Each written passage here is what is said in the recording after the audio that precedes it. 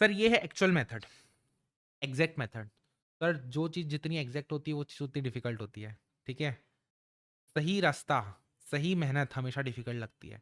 पढ़ाई सही तरीके से हार्डवर्क से की जाती है, एंड हार्डवर्क नाम में ही हार्ड है, ठीक है। तो चीज़ें डिफिकल्ट लगती है बट रिजल्ट भी वैसी दे जाती है। इसीलिए ये मेथड भले ही एग्जैक्ट वैल्यू देते हैं लेकिन डिफिकल्ट है थोड़ा सा। हमारे लिए डिफिकल्ट नहीं है, लोगों के लिए डिफिकल्ट है। हम तो अच्छे से करेंगे सर। देखो क्या बोल रहे हैं, cost of debenture using present value method. Sir क्या प्रेजेंट वैल्यू मेथड, जिसको अपन क्या बोलते हैं, yield to maturity approach. Yield to maturity approach. मैं क्या बोलता हूँ, आज के दिन मैंने डिवेंचर इशू किया, मेरे को कितना मिला नेट प्रोसीड्स। अगर करंट की बात करेगा तो करंट मार्केट प्राइस, दोनों में से जो भी देगा अपन वो यूज कर लेंगे। हर साल कंपनी की जेब से कितना कितना गया, I into one minus T, I into one minus T, I into one minus T, and finally redemption value. Finally redemption value. मैं क्या बोलता हूँ, सर डेट की कॉस्ट वो होनी चाहिए जिस रेट से अगर मैं ये सबको, जो फ्यूचर के बेनिफिट है, फ्यूचर के बेनिफिट की प्रेजेंट वैल्यू निकाल के लाऊं, तो जो मेरा बाद में मेरा खर्चा होने वाला है और आज जो मेरे को पैसे आने वाले हैं वो अगर इक्वल हो जाए उस रेट पे, तो वो रेट कहलाएगा अपना व्हाट, कॉस्ट ऑफ डिबेंचर। वो रेट क्या कहलाएगा, कॉस्ट ऑफ डेट।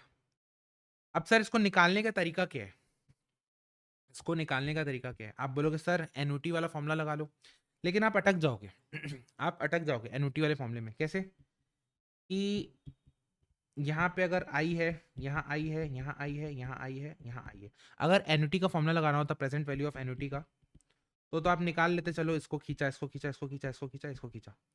लेकिन यहाँ पे एक रिडेम्पशन वैल्यू भी तो है, उसको भी तो खींचना पड़ेगा, उसको भी खींचना पड़ेगा। तो डायरेक्ट एन्युटी वैल्यू से तो नहीं आएगा उससे, ठीक है, डायरेक्ट एन्युटी वाली से नहीं आएगा। तो कैसे करना है सर उसको, सर उसको करना है हिट एंड ट्रायल मेथड से। ये बहुत इंपॉर्टेंट है, बहुत। देखो अभी अपना कितना 8th पेज में अपन, ठीक है, ये चैप्टर 18 पेजेस का है। अब आपको बताऊं, ऐसे लगेगा कि सर आप इतने में ही, इसी चीज में आप इतना टाइम लगा रहे हो, आगे आप कैसे कराओगे, जल्दी जल्दी तो करा नहीं पाओगे। मैं क्या बोलता हूँ, ये ना बेस बना रहे हैं आपका, ये चीज आपकी बेस बन रही है। ये अपन को जो कैलकुलेट करना है ना, हर जगह काम आएगा आपका, ठीक है, हर जगह काम आएगा। तो मैं एक बार आपको आराम से बताऊंगा, उसके बाद मैं एक्सपेक्ट करूंगा कि आप उसको प्रैक्टिस करके वापस से देखोगे। चलो, कुल मिला के क्या करना है सर हमको, देखो मैं आपको बताता हूँ। पहले तो आइडेंटिफाई करो कैश फ्लोस, आइडेंटिफाई करो कैश फ्लोस। सर आइडेंटिफाई कर लिया, शुरू में हमको जेब में इतना आया था, बाद में इतना इतना जेब से गया था, कंपनी के पॉइंट ऑफ व्यू से, ठीक है। आइडेंटिफाई कर लिया हमने cash flow. Calculate net present value of cash flow as identified above using two discount rates. Sir कोई भी आप अज्यूम मान लो, 10% से इसको खींच लो और 15% से खींच लो, कोई भी दो वैल्यू मान लो। कैसे, गैसिंग करके, गैस वर्क चलाना है यहाँ पे, ठीक है, गैस वर्क। तो मैं एक बार 10% से इसको खींचता हूँ, एक बार 15% से खींचता हूँ, ठीक है। फिर क्या बोल रहे हैं, कैलकुलेट कर लो IRR। वाह, कितना बढ़िया स्टेप था, कितना सिंपल स्टेप था।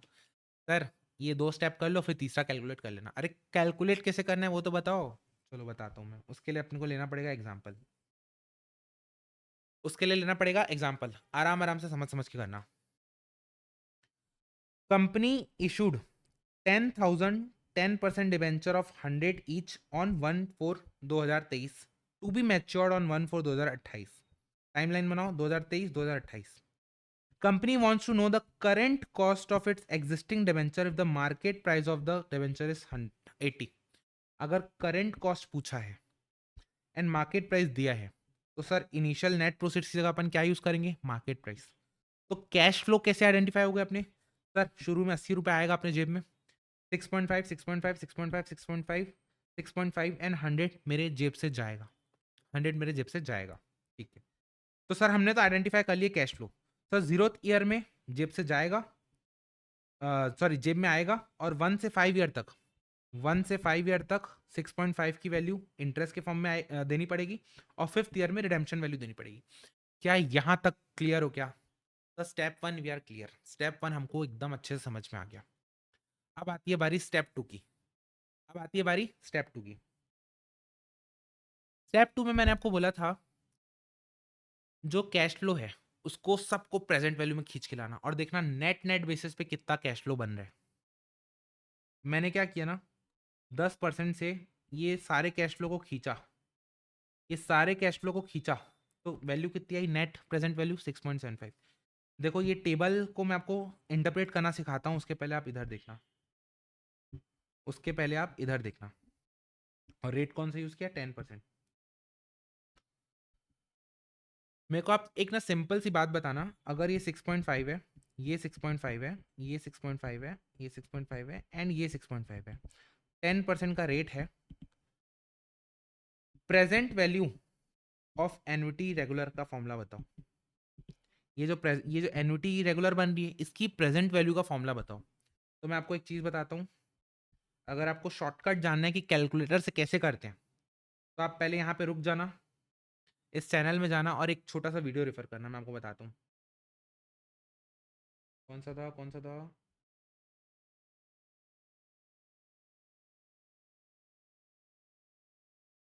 हम्म, ये वाला वीडियो देखना जिसमें लिखा है no formula present value of annuity using calculator, ठीक है।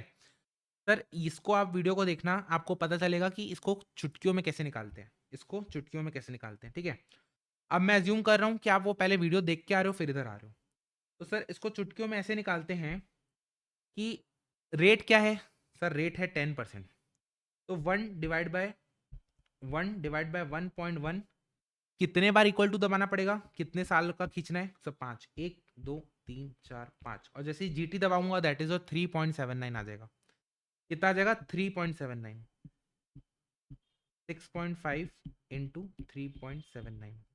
यानी कि अगर मैं कायदे से फॉर्मूला लगाता तो फॉर्मूला क्या होता sir, A into 1 + r⁻n−1 whole upon R into 1 + r⁻n, ये वाला फॉर्मूला होता। लेकिन इस पूरे की वैल्यू को मैं कैलकुलेटर से एक ट्रिक में निकाल लिया जिसकी वैल्यू आई 3.79।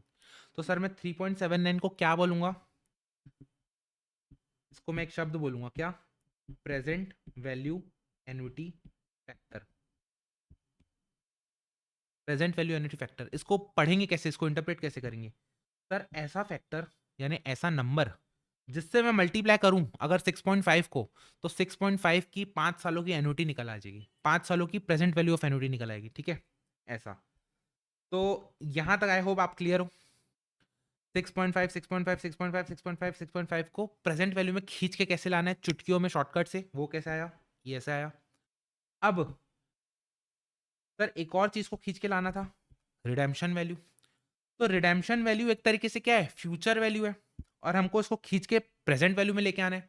तो सर याद आ रहा होगा आपको बचपन के दिन कि फ्यूचर वैल्यू को प्रेजेंट वैल्यू में खींचने के लिए क्या करते सर, खींचना है, खींचना है मतलब डिवाइड करना है, किससे, 1 + r से। सर कितना पावर से डिवाइड करना है, जितने बार आपको खींचना है उतने पावर से डिवाइड करना है।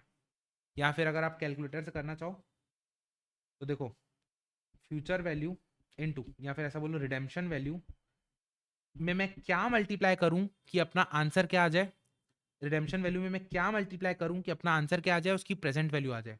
तो इसको क्या बोलते हैं, present value factor. Present value factor, देखो 1/1.1 कितने बार डिवाइड करूं, 5 बार, 1 2 3 4 5, क्या आ जाएगा 0.620, यानी कि 0.620। तो 100 इंटू 0.620। अब आप देखो इसको जो 80 रुपए है वो तो आज ही के दिन का है, उसको किससे मल्टीप्लाई करूं सर, उसको किसी से मल्टीप्लाई मत करो, उसको 1 से मल्टीप्लाई करो। तो 1 से मल्टीप्लाई किया, 1 से मल्टीप्लाई किया। सर 6.5 को किससे मल्टीप्लाई करूं, 6.5 को प्रेजेंट वैल्यू एन्युटी फैक्टर से मल्टीप्लाई करो, जिसको मैंने आपको सिखा दिया है कैलकुलेट करना, ऐसे निकालते हैं ताकि 6.5 की प्रेजेंट वैल्यू आ जाए, एन्युटी फैक्टर से मल्टीप्लाई कर दिया। सर 100 रुपीज को किससे मल्टीप्लाई करूं, रिडेम्पशन वैल्यू को, सर प्रेजेंट वैल्यू फैक्टर से मल्टीप्लाई करो, प्रेजेंट वैल्यू फैक्टर से, ये जो था, ये जो था 0.62, देखो यहाँ पे भी आ गया 0.62। क्या आपको समझ में आ रहा है, क्या क्या आपको समझ में आ रहा है क्या। सर जनरली आईसीआई 3 प्लेसेस तक लेता है, तो आप भी क्या लोगे, 3 प्लेसेस तक ही लोगे पॉइंट को। अब 6.5 को मैं किससे मल्टीप्लाई करूंगा, इसके प्रेजेंट वैल्यू एन्युटी फैक्टर से, तो कितना आ जाएगा सर 24.64। इसको किससे मल्टीप्लाई करूंगा, इससे, तो कितना आ जाएगा, इतना। ये है प्रेजेंट वैल्यू इंटरेस्ट की, ये है प्रेजेंट वैल्यू रिडेम्पशन वैल्यू की। इतना जेब में आया, या फिर वैसा बोलना चाहिए इतना जेब से गया और इतना जेब में आया, तो नेट प्रेजेंट वैल्यू कितनी हो गई सर, 6.75। नेट प्रेजेंट वैल्यू कितनी हो गई सर, नेट नेट बेसिस पे इफेक्टिवली कितनी हो गई 6.75।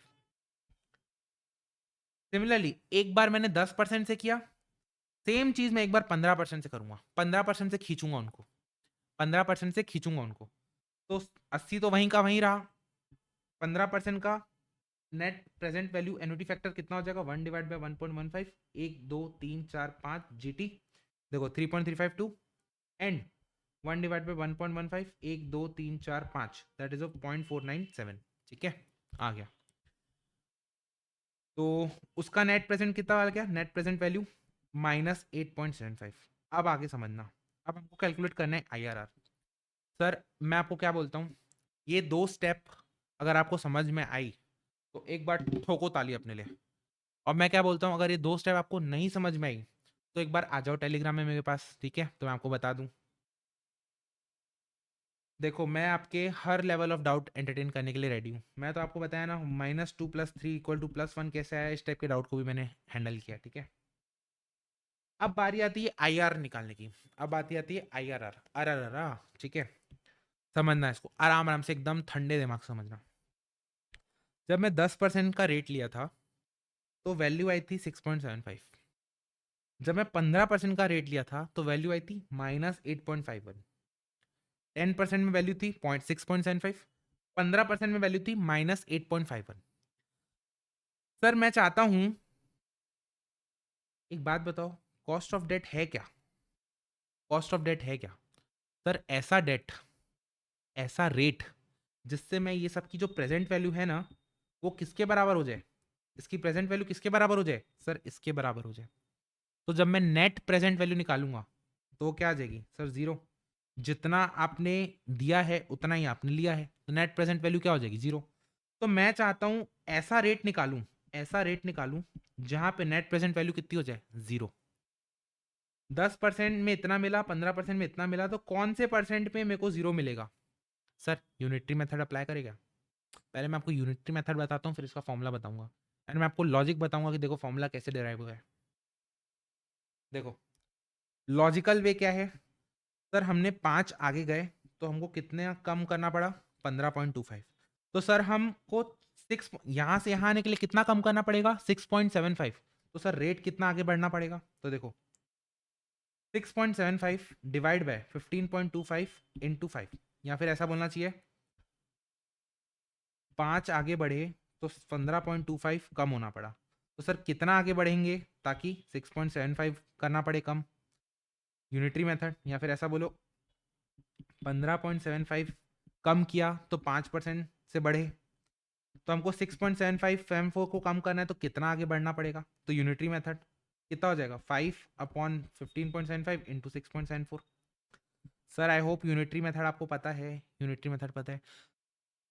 लॉजिक समझा क्या कि सर इसको यहाँ से यहाँ ले जाने में इतना कम हो रहा है तो इसको मैं कितना आगे ले जाऊँ ताकि ये इतना यहाँ से यहाँ हो जाए, यहाँ से जीरो हो जाए। ठीक है, लॉजिक ये है। तो ये हो जाएगा 6.75 डिवाइड बाय 15.25 इंटू 5। ठीक है, दैट इज 2.209।